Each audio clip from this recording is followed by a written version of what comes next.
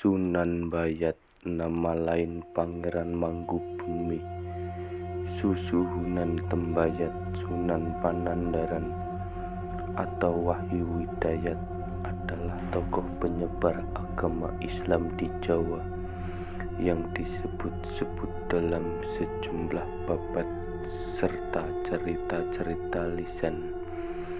Ia terkait dengan sejarah kota Semarang dan penyebaran awal agama Islam di Jawa. Meskipun secara tradisional tidak termasuk sebagai wali sanga, makamnya terletak di perbukitan Gunung Jabalkat di wilayah Kecamatan Bayat, Klaten, Jawa Tengah, dan masih ramai diziarahi oleh orang hingga sekarang. Dari sana pula konon ia menyebarkan ajaran Islam pada masyarakat wilayah Mataram. Tokoh ini dianggap hidup pada masa Kesultanan Demak. Terdapat paling tidak 4 versi mengenai asal-usulnya, tetapi semua sepakat bahwa ia adalah putra dari Ki Ageng Panandar Aran, Bupati pertama Semarang. Sepeninggalnya Ki Ageng Panandar Arang, putranya Pangeran Mangkubumi menggantikannya sebagai Bupati Semarang kedua.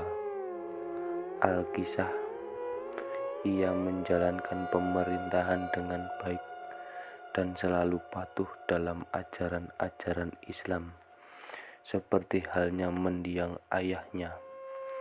Namun lama-kelamaan terjadilah perubahan.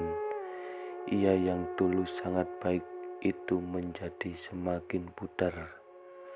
Tugas-tugas pemerintahan sering pula dilalaikan, begitu pula mengenai perawatan pondok-pondok pesantren dan tempat-tempat ibadah. Sultan Demak Bintara yang mengetahui hal itu lalu mengutus Sunan Kalijaga dari Kadilanggu Demak untuk menyadarkannya.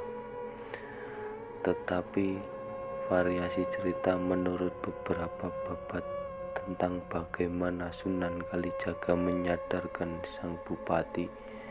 Namun pada akhirnya sang bupati menyadari kelalaiannya dan memutuskan untuk mengundurkan diri dari jabatan duniawi dan menyerahkan kekuasaan Semarang kepada adiknya.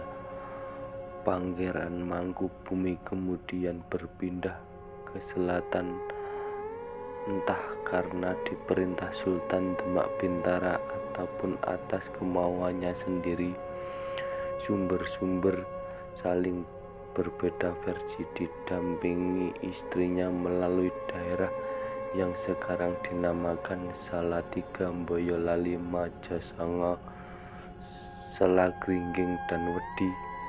Menurut suatu babat, konon sang pangeran ialah yang memberi nama tempat-tempat itu. Ia lalu menetap di Tembayat hingga akhir hayatnya, sekarang bernama Bayat, Klaten, dan menyiarkan Islam dari sana kepada para pertapa dan pendeta di sekitarnya.